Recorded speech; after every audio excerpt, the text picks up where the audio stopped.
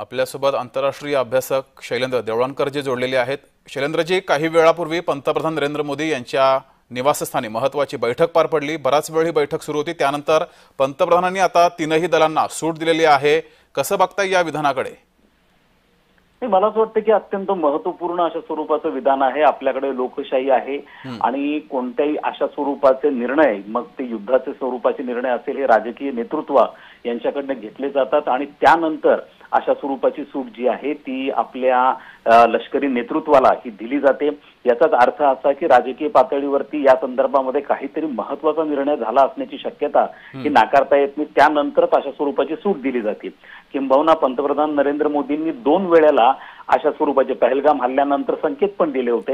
एकदा बिहारच्या निवडणूक रॅलीमध्ये असेल किंवा मन की बात मध्ये असेल की हे दहशतवादी ज्यांनी हा पहलगामचा हल्ला केलेला होता त्यांना पाताळापर्यंत आम्ही जाऊन शोधू आणि त्यांना निश्चितपणे धडा शिकवला जाईल आणि जे बळी गेले त्यांना निश्चितपणे न्याय दिला जाईल, इतक्या ठामपणे जेव्हा ते म्हणत होते त्याच वेळेला याची शक्यता होती की भारत कोणती तरी ठोस कारवाई करण्याच्या मनस्थितीमध्ये आहे।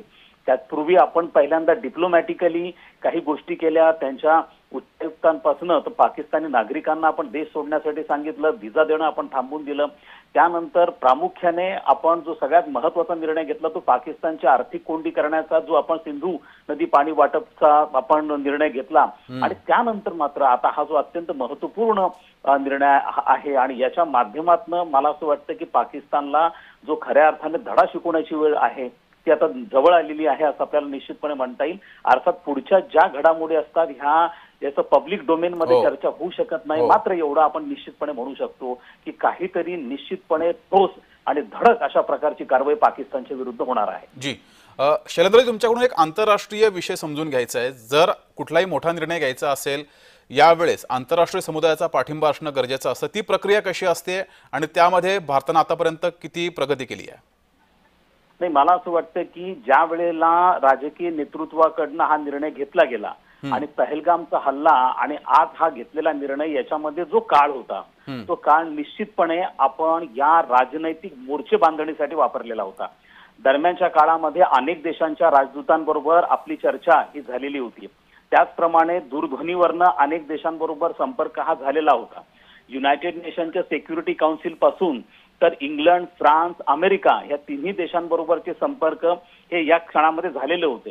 अर्थात ज्या वेळेला असा निर्णय हा घेतला जातो तेव्हा आंतरराष्ट्रीय परिस्थिती लक्षात घेऊनच हे सगळे निर्णय घेतले जातात, कारण असे निर्णय कधीही आयसोलेशन मध्ये घेतले जात नाहीत। त्यामुळे या बाबतीतली राजनैतिक मोर्चे बांधणी ही निश्चित झाली आहे असं आपल्याला म्हणता येईल। जी, दुसरीकडे शैलेंद्रजी, चीननं आणि तुर्कीनं पाकला पाठिंबा दिलेला आहे, त्याकडे तुम्ही कसं पाहताय? नाही, मला असं वाटतं की चीन आणि तुर्की हे काय आत्ता पाठिंबा दिलेला नाहीये।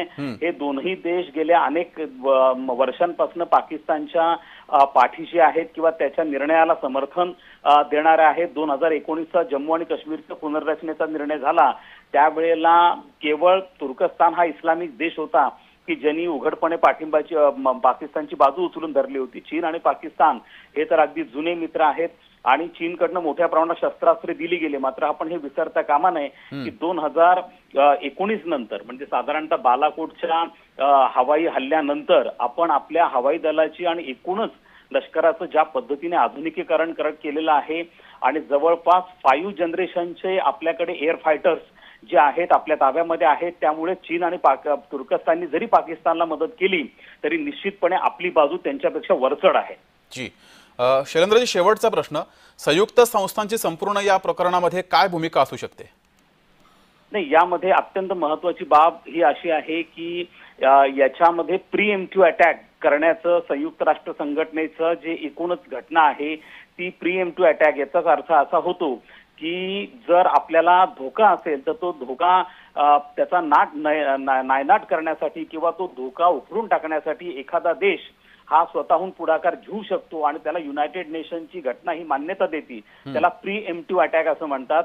ह्याच तत्वाच्या अंतर्गत इस्रायलने अनेकदा पॅलेस्टाईनच्या विरुद्ध किंवा हमासच्या विरुद्ध कारवाई केली। अमेरिकेने जे अफगाणिस्तानमध्ये सैन्य घुसवलं होतं किंवा इराकमध्ये जे सैन्य घुसवलं होतं ह्याच तत्वाच्या अंतर्गत घुसवलेलं होतं आणि मला असं वाटतं की युनायटेड नेशनची जी घटना आहे ती आपल्याला प्रीएम्प्टिव्ह अटॅक करण्यासाठी अलाउड करते। तर मला वाटत नाही की याच्यामध्ये कोणता आंतरराष्ट्रीय कायद्याचा आपल्यावरती निर्बंध येईल म्हणून। जी शैलेंद्रजी, धन्यवाद दिलेल्या या प्रतिक्रियेबद्दल.